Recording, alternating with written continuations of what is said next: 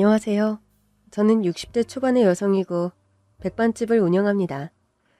제가 하는 식당은 대단히 유명한 맛집은 아니어도 30년 넘게 한 곳에서 운영을 하다 보니 나름 오래된 단골들도 많고 지역 내에서는 토박이들의 맛집으로 나름 입소문이 난 곳이랍니다. 10수년 전에 남편과는 사별해서 혼자 몸으로 아들 하나 딸 하나를 키워냈습니다. 딸은 시집가서 잘 살고 있고 저는 아들 내외와 지척거리에 살고 있어요. 5층짜리 다세대 빌라가 제가 사는 곳인데 바로 아래층에 아들 내외 가족이 삽니다.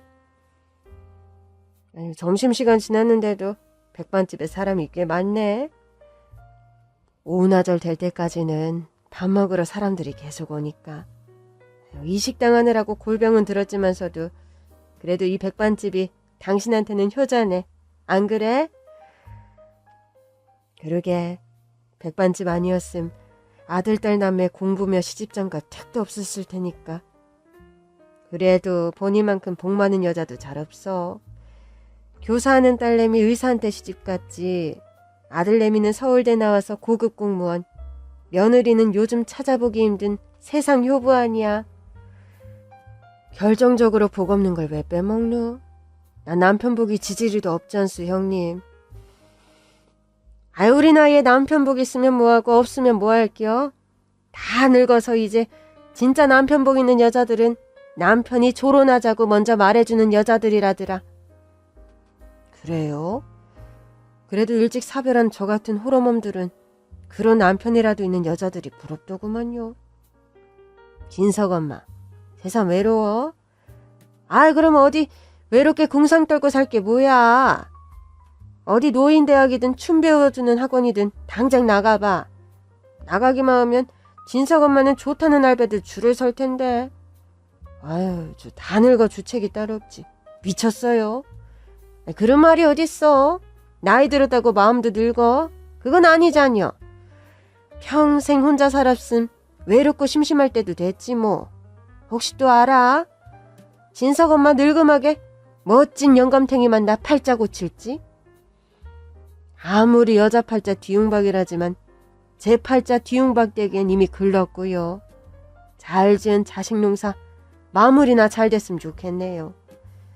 마무리라는 그건 또 무슨 소리요? 아들이랑 딸내미는 잘 커서 잘 사는데 이제는 손주 손녀가 머리 굵어가니 그것들이 또 걱정이고 노심초사더라고요. 세상 살기 아도 험악하고 흉흉하다 보니까. 아유 진석 엄마 암튼 걱정도 팔자요. 콩 심은 데 콩 나고 팥 심은 데 팥 난다는데 그 아들내미랑 딸내미 밑에서 나온 애들이 반듯하고 착할 게 뻔하지 뭐. 제발 그랬으면 좋겠네요. 근데 우리 손주 녀석이 좀 유별나서. 강훈이가 요즘도 속썩여? 아니 뭐 그런 건 아닌데 애가 좀 사춘기인 것 같아요. 강훈이 걔가 똘똘하고 예민했지. 어려서부터. 원래 똑똑하고 도드라진 애들이 클 때 말썽 피우는 법이야. 그저 평범하고 모난 데 없는 게 최고인데 성정이 좀 유별나긴 해요 그 애가. 하긴 강훈이는 생긴 걸 봐도 이 집 식구들을 아무도 안 닮았어. 주원 애도 아닌데 근데 쟤 누굴 닮은 거요? 글쎄요. 형님 말 맞다나 주원 애도 아닌데. 뭐 이 사람 저 사람 대를 걸려 골고루 섞어 담다 보니 그런가 보죠. 암튼 우문의 현답일세. 3대가 고루 섞인 얼굴들이 원래 식구들하고 안 닮아 보인다더라. 그러게요. 강훈이가 꼭 그런 거지 싶어요. 저희 아들네 부부에게는 딸 하나 아들 하나가 있습니다.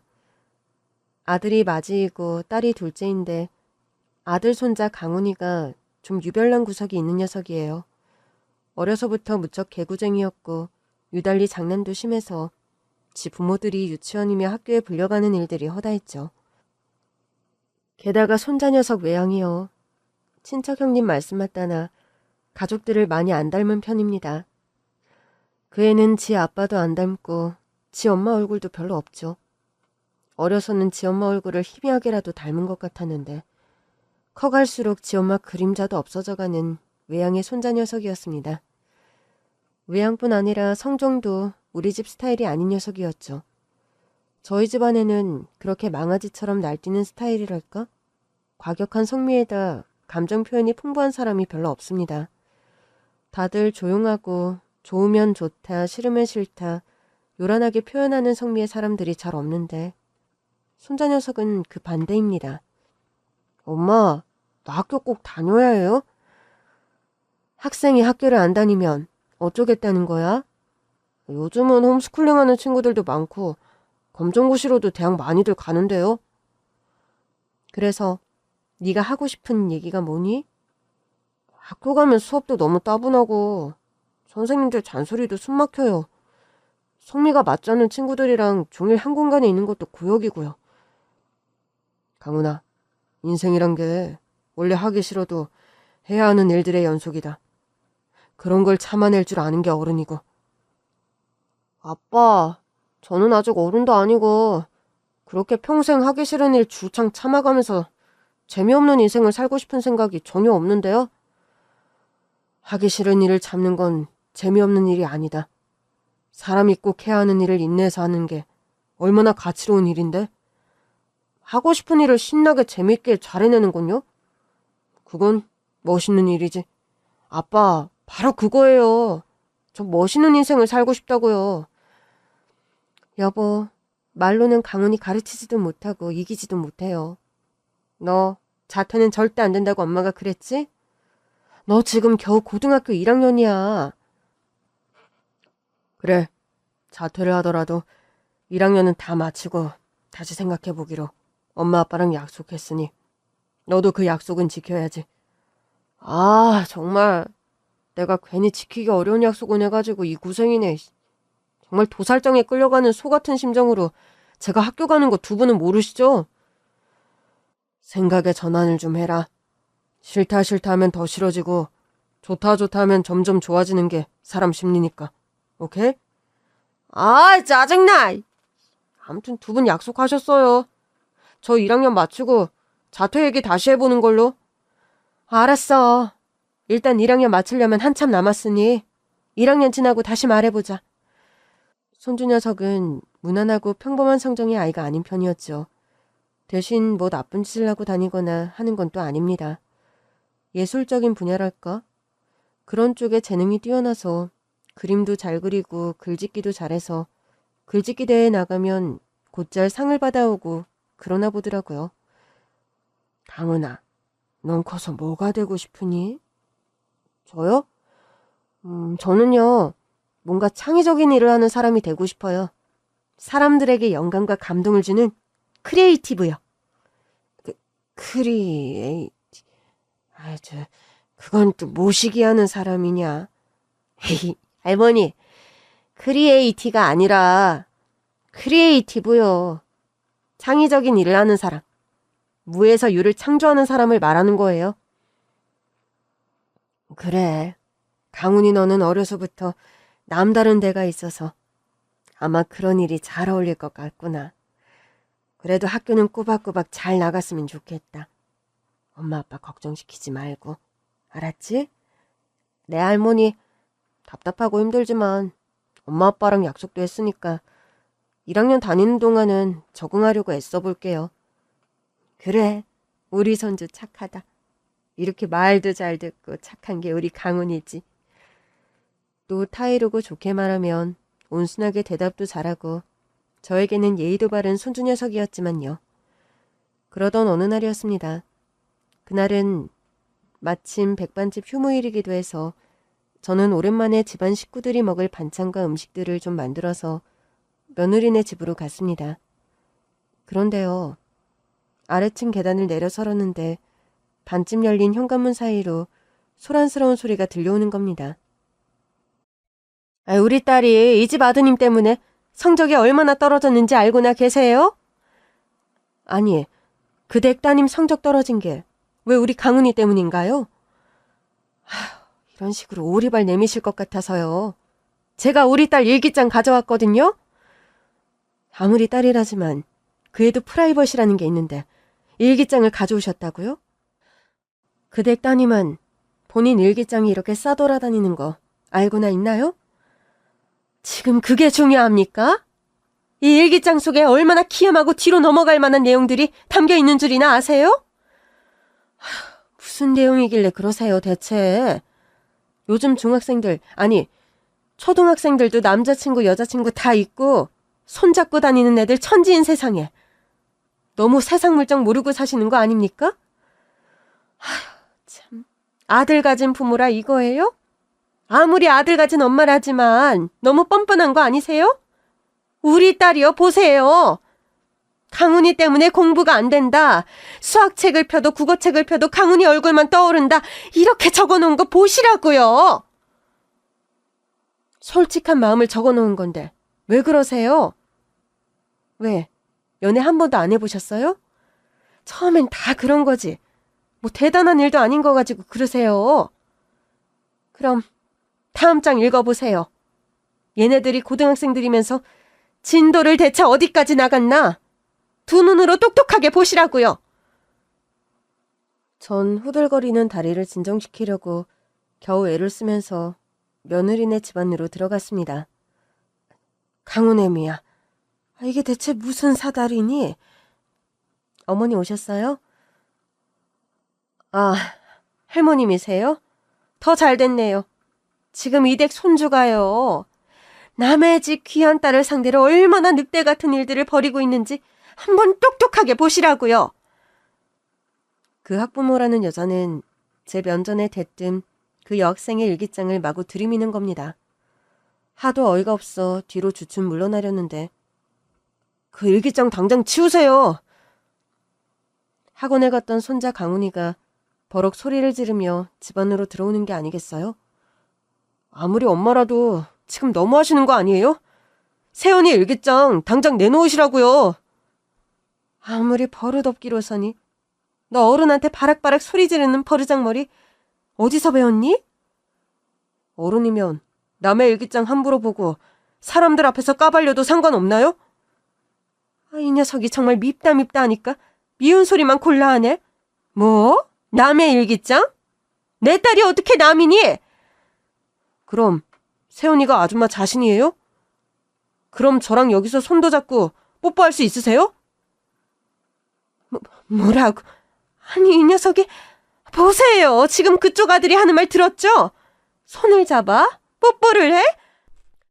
그게 고등학생이 어른들 앞에서 치끄를 소리니? 세연이 자신이나 아줌마나 매한가지라면서 못하세요? 그거 봐요. 다 말도 안 되는 거짓말이라는 거 본인이 더 잘 아시잖아요. 강훈이, 너 조용히 못해? 어른들 얘기하시는데 끼어들 생각 말고 당장 네 방으로 들어가. 어서. 이게 왜 어른들 얘긴데요? 저랑 세훈이 연애하는 것 때문에 시끄러운 싸움이 시작된 건데 제 문제잖아요, 엄마. 강훈아, 너 버릇없이 그만 행동하고 얼른 네 방으로 들어가. 아무리 엄마라지만 어떻게 세훈이 일기장을 만천하에 공개하세요? 당장 내놔요, 일기장! 다짜고짜 그 여학생 엄마에게 일기장을 빼앗아 들더니 집 밖으로 쏜살같이 달려나가 버리는 손자 녀석이었습니다.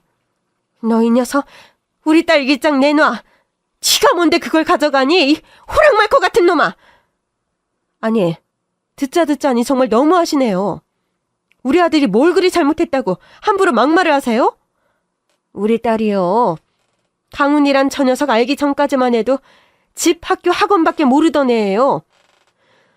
저 애를 만나 사귀네 어쩌네 하면서 전교 5등 밖으로 밀려나 본 적이 없는 애가 이번에 전교 30등을 했다고요. 아니, 애들이 연애한다면서 본인 딸이 공부 안에 성적 떨어진 걸 왜 우리 손주 탓을 해요? 할머니, 정말 경우 없이 말씀하시네요. 이게 그런 식으로 무책임하게 하실 말씀인가요? 다들 그만하시죠. 철없는 애들이 서로 좋아해서 지금 이 난리인데 강훈이한테 잘 말하겠습니다. 공부 방해 안 되는 선에서 만나라고요. 만나긴 뭘 만나요? 저런 날라리 호랑말코 같은 녀석 때문에 저희 딸 인생 망가지는 거 저 더는 못 봐요. 당장 우리 세훈이와 헤어지라고 하세요. 바락 고함치듯 제 할 말만 하고 나가버리는 학부모였습니다. 이게 대체 어찌된 일이니? 강훈이가 얼마 전부터 여자친구 사귀는 걸 알았는데 그 여자애가 성적이 많이 떨어진 모양이에요. 일기장 아까 보여주는 거 보니까 뭐 둘이서 스킨십하고 어쩌고 하는 내용들이 있었는데 그거 보고 저 엄마가 더 기함하고 열받은 것 같더라고요. 요즘 애들이 아니라더니만 우리 집 손자가 그럴 줄이야. 어머니, 강훈이가 여자친구 사귀었다 뿐이지 학생 신분에 선 넘는 행동한 거 하나도 없어요. 그런 말씀 마세요, 어머니. 당신이 그런 식으로 강훈이를 싸고 도니 지금 이런 사달이 나는 거 아니야? 아니, 지금 이 사태가 나 때문이라는 거예요? 정말 우리 집에서는 찾아보기 힘든 종자로구나. 저 강훈이라는 녀석. 너희들 그만하렴. 애들 일 가지고 부부가 서로 합심해야지. 서로 싸우면 되겠니? 전 부부싸움하려는 아들내외에게 잔소리를 좀 하고서 집으로 돌아왔습니다. 집에 돌아와서 보니 게장 담근 것을 안 갖다 준 것을 알아채고 다시 며느리네 집으로 내려갔는데 설마 강훈이가 내 배 아파 낳은 아이가 아니라 내가 지금 이런다는 거야? 대체 그런 말이 어딨어. 누구보다 강훈이를 당신 자식으로 여기고 키운 거 누가 몰라? 됐다. 관두자. 내가 무슨 소리를 더 하겠니? 내 속만 상하고 답답하지. 전 아들내외의 대화를 듣다가 충격에 얼어붙고 말았습니다. 며느리가 분명 내 배 아파 낳은 아이가 아니다란 말을 하는 걸 두 귀로 똑똑하게 들었기 때문이지요. 안 그래도 어려서부터 손자 녀석은 집안 식구들 누구도 닮지 않아서 이상하다는 소리를 곧잘 듣던 아이였죠. 손자 녀석이 대체 누구 닮은 거요? 아무리 봐도 지 엄마 아빠 얼굴도 없고 닮은 사람이 없는데? 어린애들 얼굴이 하루가 다르게 바뀌는데 그런 게 뭐 대수예요? 처다들은 엄마 닮는다는데 며느리 얼굴이 하나도 없지 않소. 그렇다고 지 아빠 얼굴이 진하게 있는 것도 아니고. 희한하네. 아니 뭐 희한할 것까지 뭐예요. 조상 3대 얼굴이 골고루 섞여 표가 안 나는 것뿐이죠.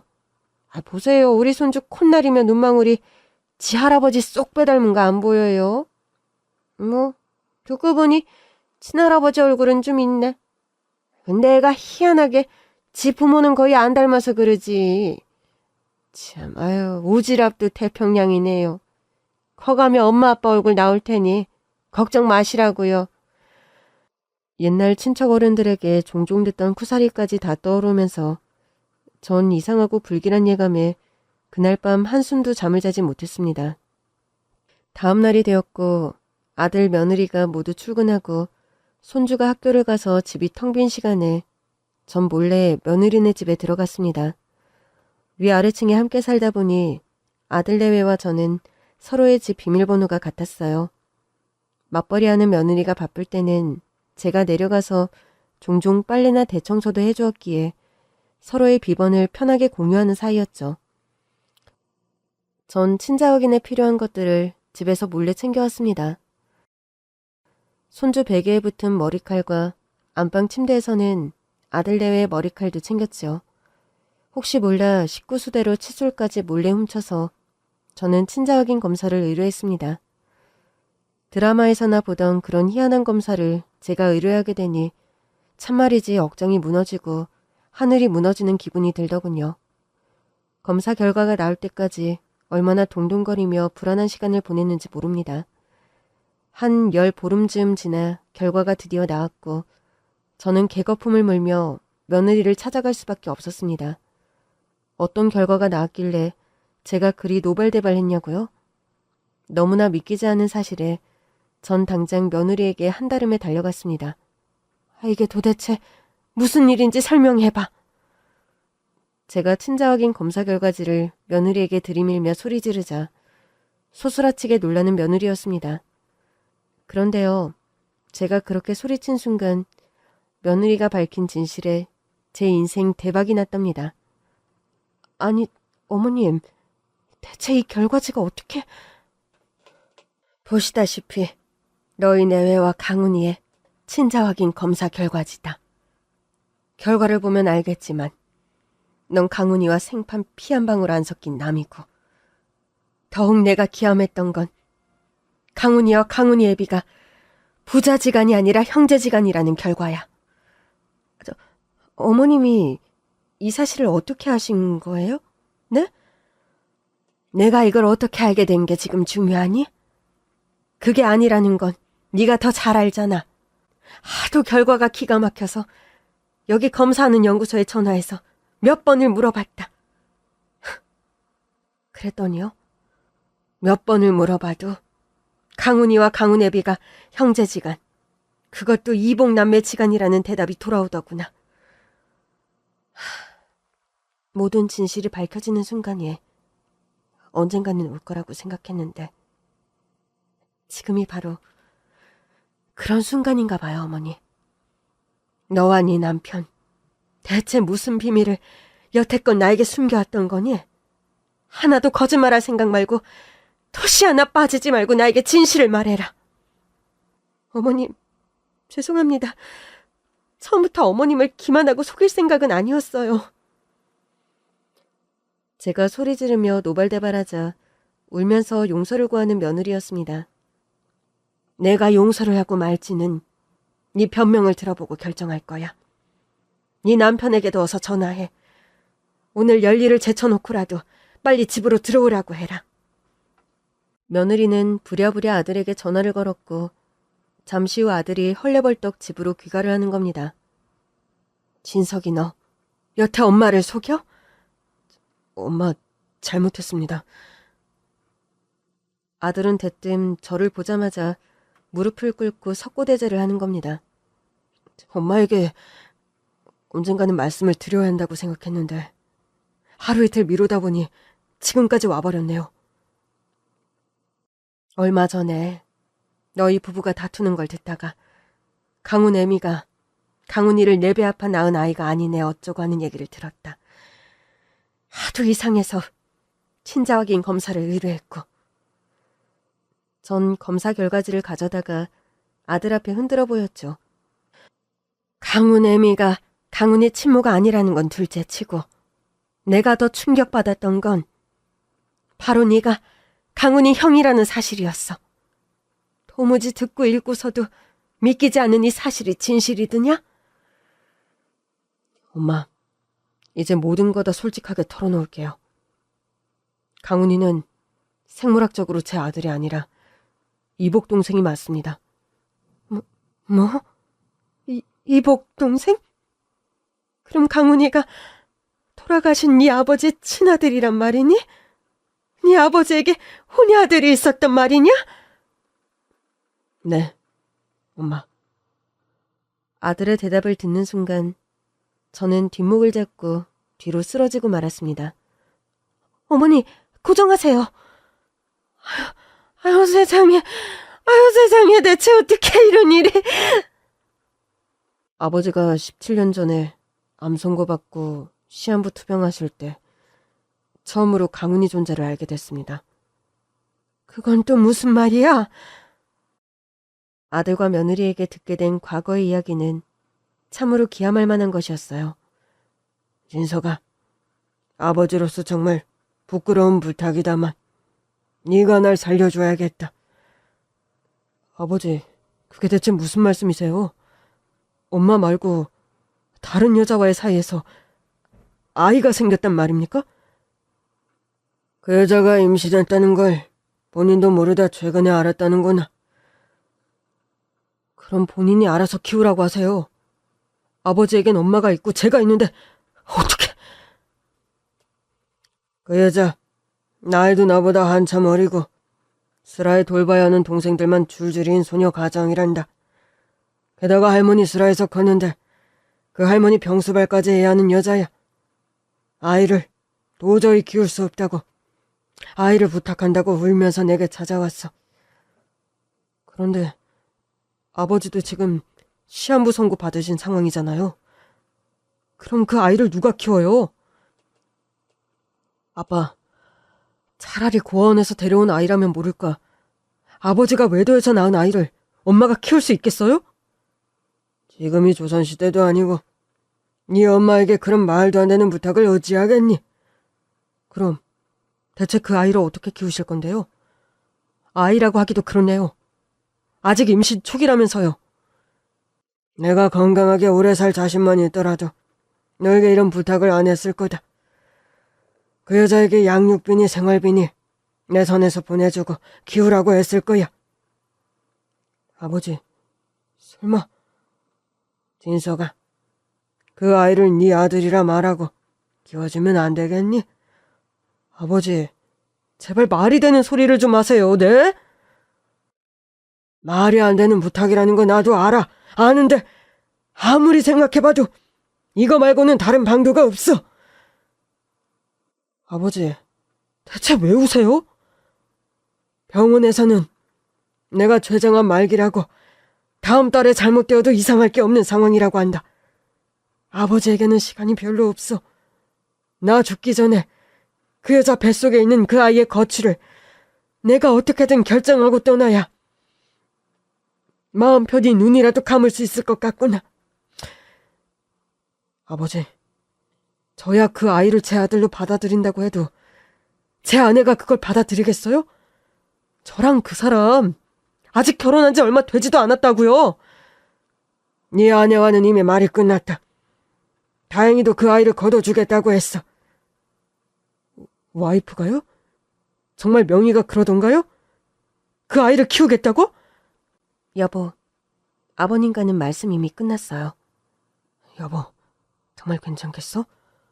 우리 아직 신혼부부고 임신한 상황도 아닌데 어쩌려고? 그게 차라리 어찌 보면 아기가 맞아 떨어지죠. 그 여자분도 임신 초기라 하니 어머님과 가족들에겐 제가 아기 가졌다고 말씀드리면 되니까요. 여보, 이건 그냥 그렇게 쉽게 얘기할 일이 아니야. 당신 애를 키워본 적도 없으면서 정신 나갔어? 여보, 나 역시 고민 안 하고 결정한 문제 같아요? 천만에. 되려 당신보다 내가 고민 많이 하면 했지 덜 하진 않았을 거예요. 아이를 키운다는 게 아무래도 엄마 손이 훨씬 더 많이 가는 일인데 나라고 이런 결정 쉬웠을 것 같아요? 진서가, 내가 며느라기에게 빌며 부탁을 했다. 네 엄마 성정상 이 모든 사실을 알면 아마 지금 내 상황과는 상관없이 모든 게 다 풍비박산이 날 거야. 이 아비는 이미 다 살았고 죽을 날만 기다리는 입장인데 제발 아비의 과오를 조금만 덮을 수 있게 도와다오. 부탁이다. 여보, 아무리 생각해도 태어날 그 아기를 거둘 사람은 지금으로선 당신과 나밖에 없어요. 그 여자가 키우면 되잖아. 남의 유부남과 해서는 안 될 사랑 용감하게 하면서 그 정도 각오도 못했다는 거야? 내가 그 여자 안 찾아가 봤을 것 같아요? 그 여자 말이 상관요지 나보다 나이도 어려요. 게다가 가진 거 하나 없는 가난한 집안의 소녀가장이에요. 줄줄이 딸린 동생만 셋이고 아픈 할머니까지요. 정말 알면 알수록 들으면 들을수록 첩첩산중이군. 아버지, 대체 어쩌자고 이런 일을 벌이셨어요? 엄마도 모르게 저도 모르게 그렇게 쥐도 새도 모르게 바람 피셨음. 이런 사달을 만들지 마셨어야죠. 미안하다 진서가. 미안하다 세아가. 당신도 이제 그만해요. 이미 엎질러진 물 앞에서 울고 쓸어담는다고 그게 무슨 의미가 있어. 아버님, 그만 울고 고정하세요. 저 아들 한 명 입양했다 생각하고 성심성의껏 키우겠습니다. 세아가, 고맙다. 네가 나의 동아줄이 따로 없구나. 이게 정말 대체 언제까지 엄마를 속여요? 평생 비밀이라는 게 없는데 어쩌려고? 여보, 하얀 거짓말이라는 말이 왜 있겠어요? 당신 말처럼 영원한 비밀은 없지. 그렇지만 묵혀놨다 늦게 푸는 진실이 모두에게 약이 되는 경우도 분명 있어요. 바로 지금처럼. 여보, 내가 당신에게 면목이 없다. 그 아이를 외면하면 가장 괴로울 사람은 당신이야. 그러니까 어차피 받아들여야 하는 상황, 빨리 받아들이는 거예요. 아버님, 아무 걱정 말고 치료에만 전념하세요. 그 여자 뱃속에 있다는 그 아기, 오늘부터 제 아들로 삼겠습니다. 그렇게 셋이서 말을 맞추고 그날부로 어머니에게 제가 임신했다고 거짓말했었어요. 임신 기간 동안 친정에 가 있겠다고 일부러 말씀드렸던 거고요. 아유 세상에, 아유 세상에. 그럼 그 긴 세월을 그 양반이 혼외로 나온 그 아이를 네가 아들로 키웠다는 말이야? 십수년의 세월을 어머님을 기만한 죄 달게 받겠습니다. 그렇지만 그 상황에서 며느리로서, 아내로서 제가 할 수 있는 최선의 선택은 그것뿐이었습니다. 엄마가 모든 진실을 알면 배신감에 치를 떨면서 아버지를 용서 못할 거라는 걸 알았고, 아버지가 그때 건강하시다면 몰랐을까. 그것도 아니고 췌장암 말기로 시한부셔서 도저히 모든 진실을 엄마에게 말씀드릴 수 없었어요. 아버님께서 마지막 순간까지도 가정의 평화를 지키고 어머님을 노하지 않게 해드리고 싶다고 하셔서 본인이 비겁하게 도망가는 거 알지만 이승에서 지키지 못한 도리와 면목을 저 세상 가서 치르겠노라고 그런 말씀을 저에게 유언으로 남기셨어요. 아유, 고약한 양반 같으니라고. 평생 본인이 저지른 과오를 죄도 없는 애꿎은 너희 내외에게 감당하게 하다니. 아유, 내가 저 세상 가서도 네 아버지를 절대로 용서 못한다. 아니, 못해! 아유. 저는 어디 풀 길도 없고 말할 길도 없는 뒤늦은 배신감에 휩싸여 한참을 오열했습니다. 그런데요, 그렇게 눈이 퉁퉁 붓고 가슴이 미어지도록 울다 보니 내가 대체 죄도 없는 아들 내외 앞에서 무엇을 하고 있는 짓인가 싶은 생각이 불쑥 들더군요. 미안하구나, 진서가. 그리고 애미야. 특히 우리 며느리에게 내가 너무너무 미안하다. 너에게는 내가 너무 면목이 없어서 평생 어머니 소리 못 들어도 할 말이 없어. 미안하다. 고맙다, 애미야. 어머니, 그런 말씀 마세요. 처음엔 솔직히 그저 의무로 강훈이를 키우기 시작했는데 평생을 제가 낳은 딸 소리와 함께 키우다 보니 이제 와서는 강훈이는 큰아들, 소리는 둘째 딸. 둘 다 제게는 똑같은 자식이에요, 어머니.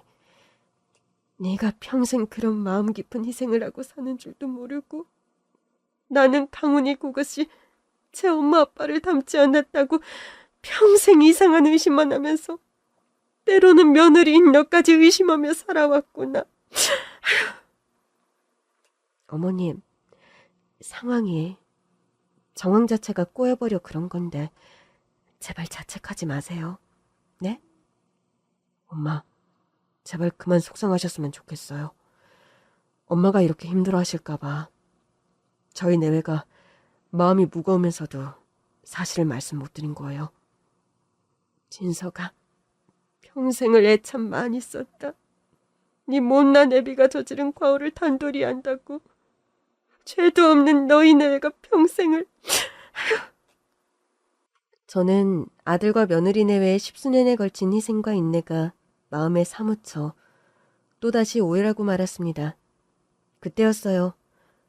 삑삑삑 비밀번호 누르는 소리가 들리며 손자, 아니 제 아들의 배다른 이복동생인 강훈이가 집 안으로 성큼성큼 들어오더군요.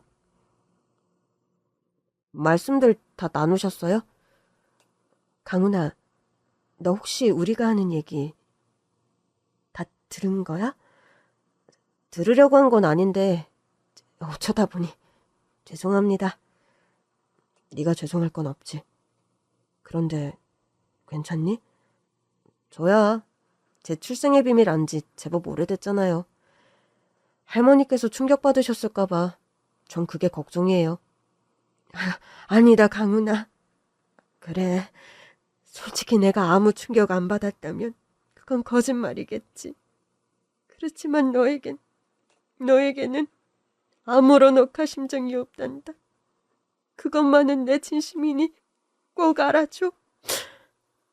할머니, 죄송합니다. 정말 죄송해요. 평생 제 손자로 알았던 그 아이, 강훈이가 제 앞에 무릎을 꿇고 용서를 비는 겁니다. 아니지, 강훈아. 갑자기 너 왜 이러니? 네가 나에게 용서를 빌 일이 뭐가 있다고. 저 한 5년 전쯤에 제 진짜 엄마에 대한 이야기를 지금 엄마 아빠께 들었어요. 그때 충격이 너무 컸고 솔직히 제 친부모님에 대한 부끄러움과 미움이 너무 컸습니다. 그리고 그때부터 할머니께 죄송한 마음이 너무 컸어요.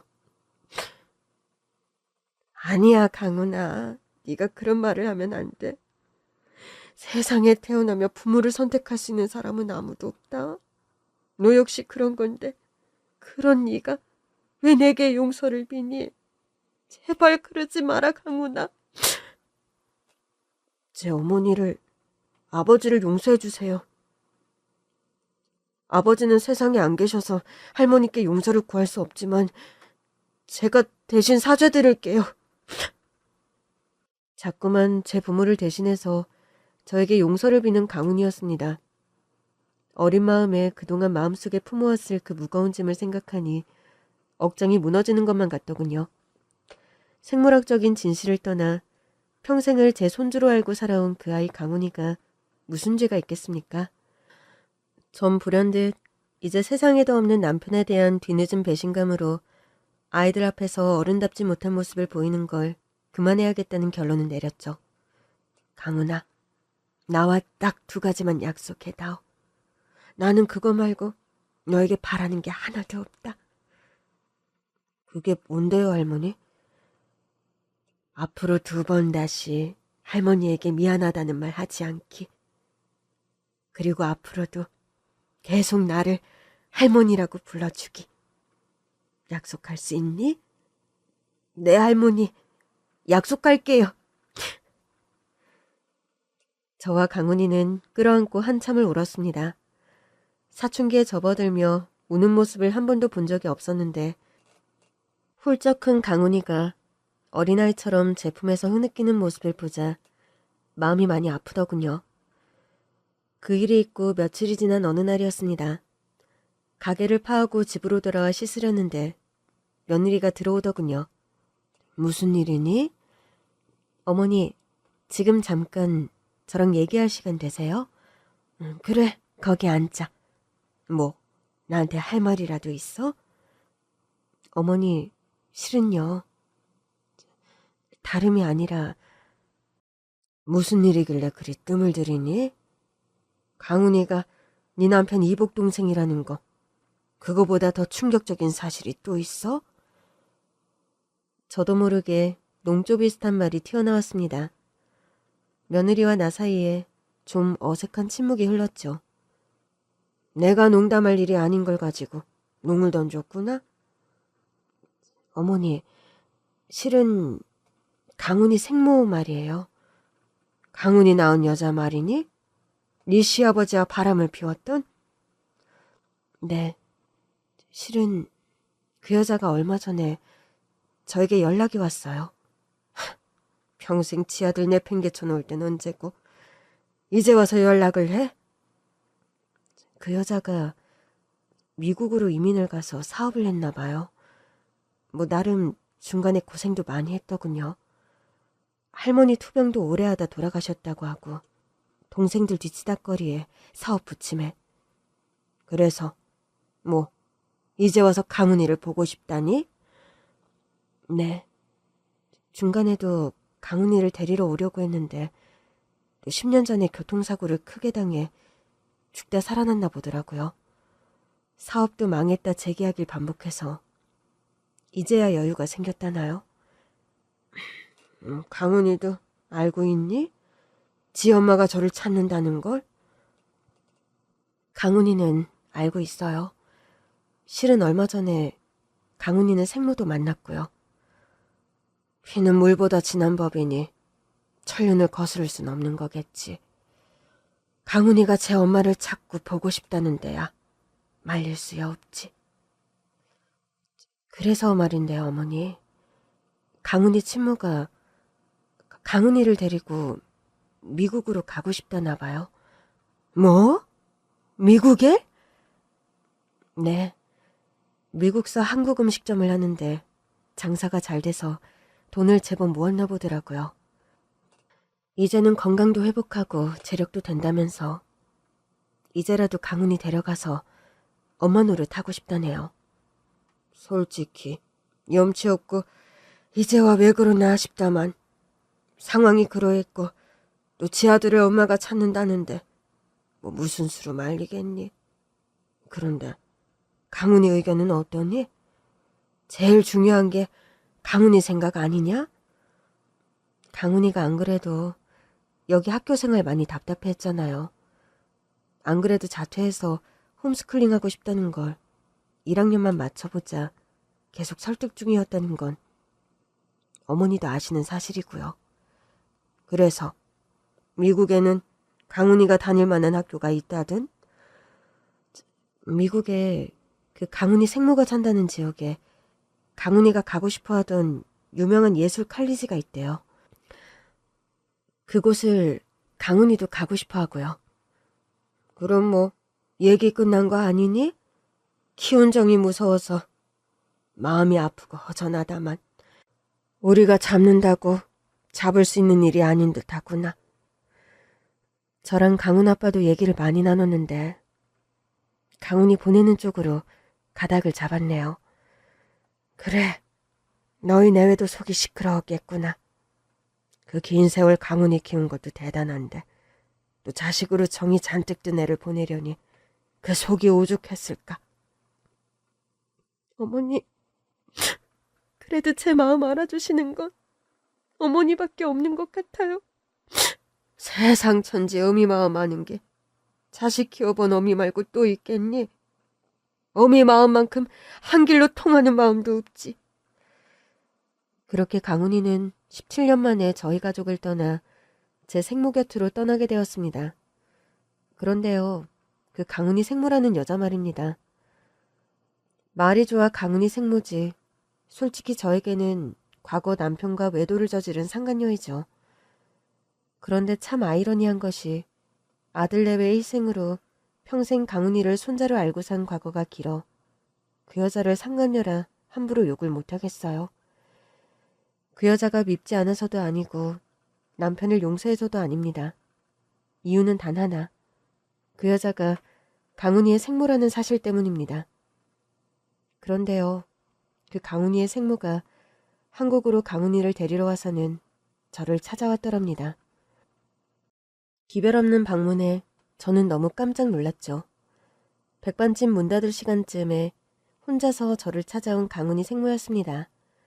그때 마침 며느리도 와서 가게 마감을 도와주고 있던 터라 저와 며느리가 그 여자를 만났죠.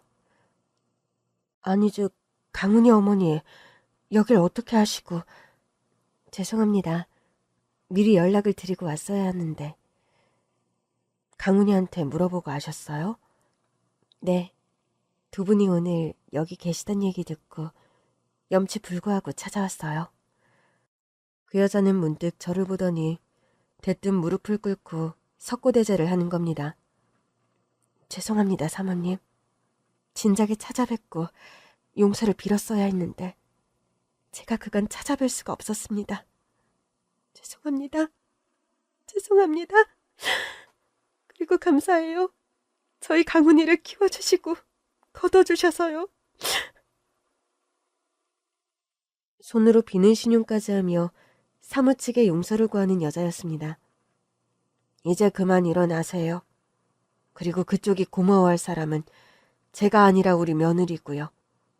저야 손주로 알고 살았지만 평생 자식처럼 강훈이를 키운 건 저희 며느리니까요. 네, 잘 알고 있습니다.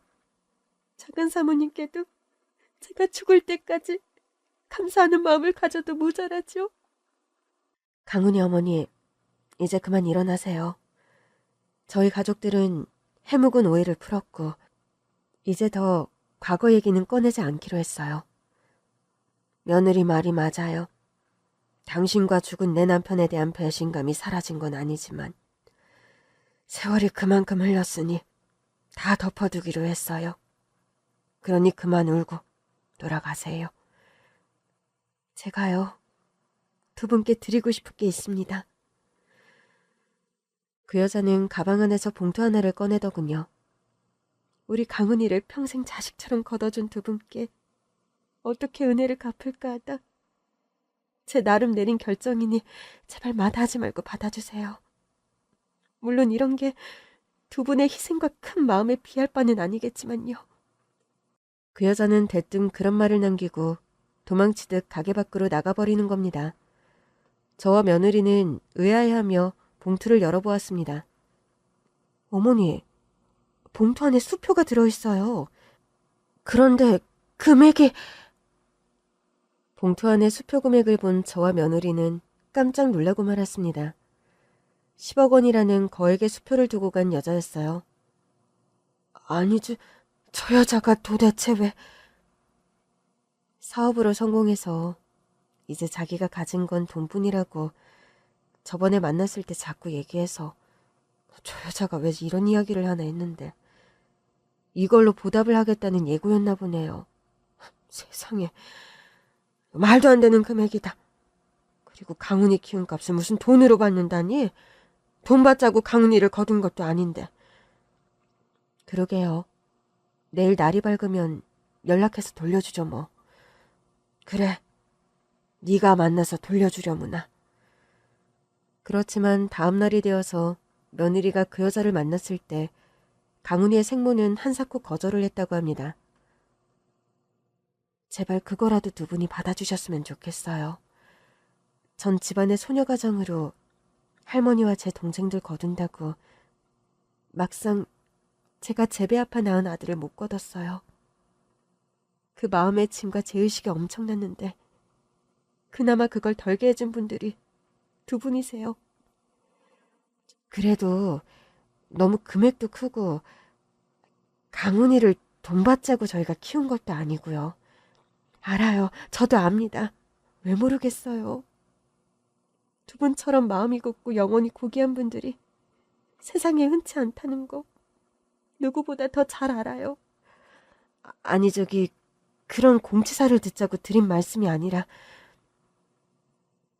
두 분 발끝에도 못 따라가겠지만 전 지금부터라도 남은 생은 우리 강훈이 엄마로 최선을 다해 살아보려고 해요. 지난 시간 엄마 노릇 못한 걸 돈으로라도 보상하려는 제 마음이니 제발 제 성의를 받아주세요. 부탁드립니다.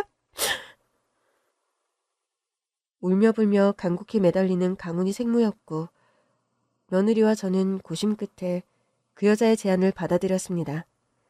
학교에 자퇴서를 내고 강훈이는 제 생모를 따라 미국으로 떠났습니다. 떠나는 날이 다가오자 집안 분위기는 초상집같이 서글퍼졌습니다. 17년간 아들로 손주로 생각하고 키운 그 아이가 품을 떠난다는 사실이 실감이 나질 않아서였죠. 할머니, 저 이제 가요. 안녕히 계세요. 오냐? 먼 길 조심히 가고. 할머니 보고 싶을 때마다 영상통화하기로 한 거 잊지 않았지? 네, 할머니. 고혈압약 잊지 말고 잘 챙겨 드세요. 그래, 너도 밥 잘 챙겨 먹고. 미국 가서도 공부 열심히 해야 한다. 네, 할머니. 이제껏 저 키워주셔서 감사합니다. 강훈이는 결국 울음을 터뜨렸고 저 역시 참았던 울음을 왈칵 쏟고 말았습니다. 아들 며느리 내외도 한참을 강훈이를 끌어안고 펑펑 울고 말았죠. 강훈이를 그렇게 미국으로 보낸 지 어언 1년 반의 세월이 지나갑니다. 들려오는 소식에 의하면 강훈이는 그곳에서 원하던 예술 전문 칼리지에 합격해서 잘 적응해서 학교를 다닌다고 하더군요. 어머니, 다음 주가 아버님 기일이잖아요. 벌써? 이 시아버지 제사가 돌아오는구나. 강훈이가 아버님 제삿날 귀국해서 들어온다네요. 공부하느라 바쁠 텐데 기특하기도 하지. 제사도 제사인데 저랑 어머님 보고 싶어서 한국 들어온다네요. 강훈이가. 혹시 한국에 지 여자친구 보고 싶어서 들어오는 건 아니고? 어머니, 그 세연인가 하는 여자애 말이세요? 그래. 그 세연인가 내연인가 하는 여자애 엄마가 눈에 쌍심지를 키고 지 딸 일기장 흔들어대던 게 엊그제 같구나. 그 여자애 우리 강훈이 미국 가서 성적 좀 올랐을라나? 어머니도 참. 안 그래도 둘이 헤어진다고 울며불며 강훈이가 미국 갔는데 강훈이 귀국하면 그 여자의 소식도 한번 물어봐야겠네요. 남편의 제수 음식을 준비하며 여러 가지 생각이 들더군요. 강훈이를 손자가 아닌 남편의 혼외자로 알고 처음 맞는 제사였으니까요. 남편이 생전 좋아하던 음식 중에 메밀전병이 있는데 매년 제사에 저는 그 메밀전병을 준비했었습니다. 그런데 이번 제사에는 그 음식을 뺐어요. 왜냐고요? 세상에 없는 남편에게 유일하게 화풀이하고 복수할 수 있는 소심한 방법이 그거 하나라 그랬습니다. 남편이 이번 제사에 메밀전병이 없다고 서운해할까요? 양심이 있다면 아마 제게는 서운하다 말은 못하겠죠. 대신 강훈이를 손자가 아닌 아들로 제사상에서 볼 수 있으니 그 사람은 제게 서운하다 말은 아마 못할 겁니다. 커다란 미움과 증오만으로 끝날 수 있었던 일이 며느리와 아들의 10수년에 걸친 희생과 인내로 이런 식의 마무리를 짓게 되었다는 생각이 듭니다. 참 세상 일이란 게 한두 마디로 설명할 수 없는 복잡한 부분들이 많은 것 같습니다. 강훈이를 미워하려고 한때 생각도 해봤지만 그게 그렇게 되어지지가 않더군요. 그 아이를 손주로 생각하고 산 세월이 너무 길어서 이제는 그 아이를 미워하는 게 불가능해져 버렸달까요? 제 마음속에서 미움과 증오를 앗아가준 며느리와 아들의 깊은 배려에 새삼 감사하단 마음이 듭니다. 하늘나라에 있는 남편에게는 아주 먼 훗날 저 세상에 가서 시시비비를 따질 날이 올 거라 생각합니다. 그때까지 먼저 떠난 사람의 과오일랑 덮어두려 합니다. 며느리와 아들이 그 옛날 감당할 수 없는 진실을 저 깊은 곳에 덮어두었던 것처럼요. 긴 얘기 들어주셔서 감사합니다.